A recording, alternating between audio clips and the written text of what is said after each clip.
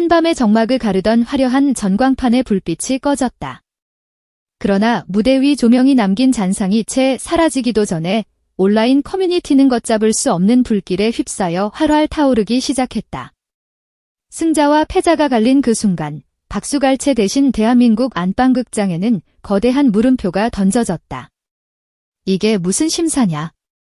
라는 한 문장은 마치 복제된 바이러스처럼 타임라인을 뒤덮었고 누군가는 허탈하게 리모컨을 내던지며 읊조렸다. 시청률 1위라면서요? 근데 왜 가슴이 이렇게 돌덩이를 얹은 듯 먹먹하죠? 그렇다. 축제가 되어야 할 밤은 거대한 논란의 서막이 되었다.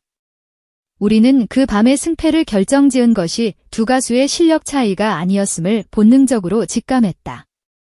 이것은 실력의 문제가 아니라 기준의 문제였고 예술의 영역이 아니라 해석의 영역이었다. 신승태의 승리와 강문경의 패배, 그 잔인한 희비쌍곡선을 가른 것은 바로 처음부터 공개되지 않았던, 그래서 더 치명적이었던 보이지 않는 룰이었다. 이제 그 충격적인 룰의 정체와 잔혹했던 번역 실패의 전말을 파헤쳐보자. 그날 신승태는 단지 노래를 부른 것이 아니었다. 그는 방송이라는 거대한 시스템을 완벽하게 지휘한 마에스트로였다. 조명이 터지고 카메라의 붉은 램프가 켜지는 순간 그는 청중이 아닌 카메라 렌즈 너머의 수백만 시청자와 직접 대화하기 시작했다. 그는 호흡을 길게 당겼다가 칼날처럼 짧게 끊어내는 방식으로 음의 표면에 날카로운 조각을 새겼다. 고개를 반박자 늦게 비틀고 박자와 박자 사이의 미세한 공백에 오른손 제스처를 찔러 넣는 그만의 프레이징은 단순한 기교가 아니었다. 그것은 단어와 단어 사이의 공기를 연주하는 방송만이 포착할 수 있는 시청각적 언어였다. 그가 연주한 공기는 노래의 뼈대를 따뜻하게 감쌌고 미세한 음정의 떨림조차 계산된 서사처럼 보이게 만드는 마법을 부렸다. 판정단은 고개를 끄덕였고 시청자들은 감정선이 살아있다고 열광했다. 그의 승리에는 명백한 이유가 있었다. 노래의 구조를 해부하고 재조립한 해석력, 고무줄처럼 탄력 있는 프레이징, 그리고 숨과 숨 사이에 심장을 통째로 밀어넣는 듯한 리듬감. 결정적으로 그는 텔레비전의 눈으로 노래했다. 텔레비전은 종종 눈빛의 설득력을 점수로 환산하는 잔인한 매체다. 현장의 관객보다 브라운관의 시청자가 더 강렬하게 받아들이는 그 찰나의 결기와 여유. 신승태는 그것을 정확히 알고 있었다. 카메라가 가장 넓게 열리는 클라이맥스에서 그는 음을 길게 끌어 시각과 청각의 공명 시간을 극대화했고 관객의 환호가 마이크에 가장 잘 담길 구간을 영리하게 뒤에 배치했다. 편집 감독이 어떤 부분을 잘라내고 붙여도 그의 하이라이트는 살아남을 수밖에 없는 구조였다. 그는 음악을 했고 동시에 방송을 했다. 이 완벽한 이중 언어 구사가 그에게 승리의 월계관을 씌웠다. 그렇다면 반짝이는 재능과 보석처럼 정교한 발성, 밀고 당기는 감정의 꺾기까지 무대 위에서 한 권의 완벽한 트로트 교과서를 펼쳐 보인 강문경은 왜 졌는가? 그의 무대는 흥겨를 찾아보기 힘든 완벽 그 자체였다.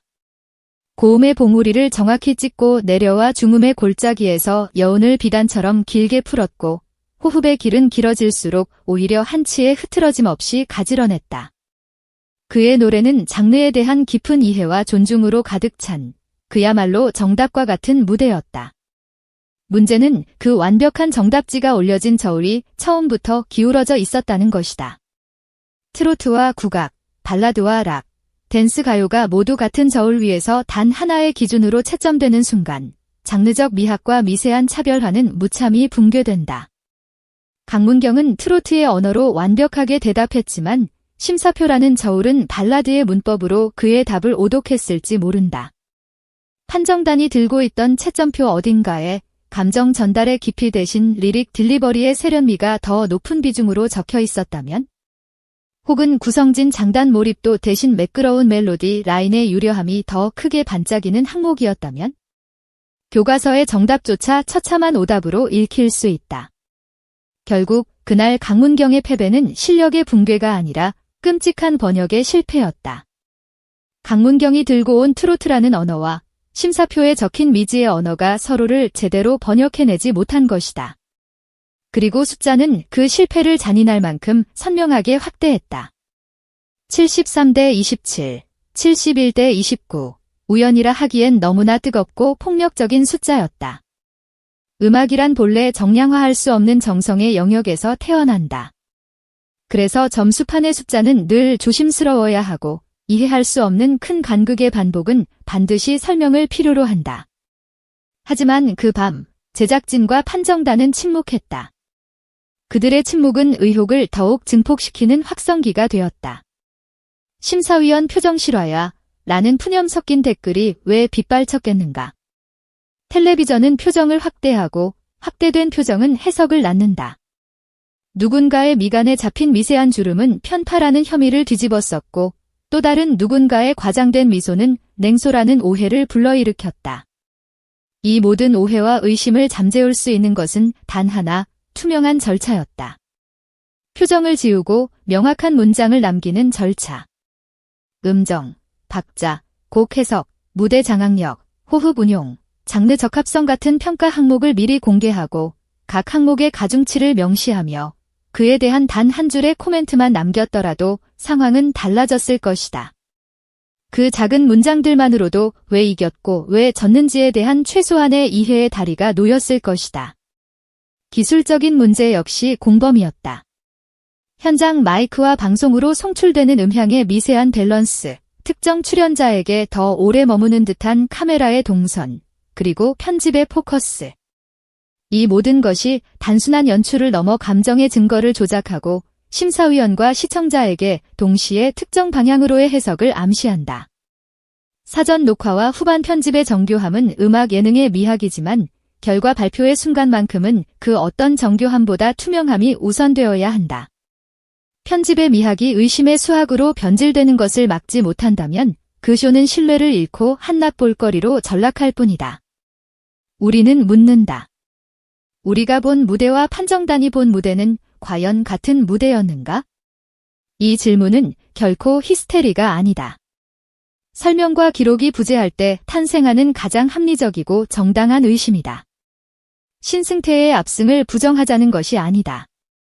그의 탁월한 무대 장악력과 방송 이해도는 더 당당하게 인정받아야 마땅하다. 다만 그 승리가 어떤 기준 위에서 이루어졌는지, 강문경의 완벽한 무대는 어떤 기준에 의해 패배했는지 그 근거가 투명하게 공개되지 않는 순간 승리의 영광마저 의심의 그늘에 가려지게 된다. 이제 공은 제작진에게 넘어갔다. 장르의 링을 분리하고 항목을 구분하며 가중치를 조정해야 한다. 점수의 출처를 명확히 밝히고 최종 판정만이라도 실시간으로 공개하여 편집 개입의 의혹을 원천 차단해야 한다. 팬덤의 분노는 사실 사랑의 가장 격렬한 다른 이름이다. 내가 사랑하는 음악이, 내가 응원하는 가수가 공정한 룰 위에서 마음껏 빛나기를 바라는 순수한 마음. 설령 패배하더라도 오늘은 졌지만 정말 멋있었다라고 진심으로 박수 칠 수 있기를 바라는 그 마음이 무너지는 순간 음악 예능은 생명력을 잃는다. 한일가왕전이 진정으로 시청률 1위를 넘어 시대의 역사가 되기를 바란다면 기억해야 할 단 하나의 문장이 있다. 오늘의 주인공은 영웅이 아니라 룰이다. 영웅은 신뢰라는 룰 위에서 탄생하고 그 신뢰가 세워지는 날, 이 쇼는 비로소 숫자가 아닌 서사로, 순간의 화제가 아닌 영원한 역사로 기록될 것이다. 그리고 그날의 엔딩 자막은 이렇게 적히리라. 오늘의 1위는 시청률이 아니라 시청자의 납득이었습니다.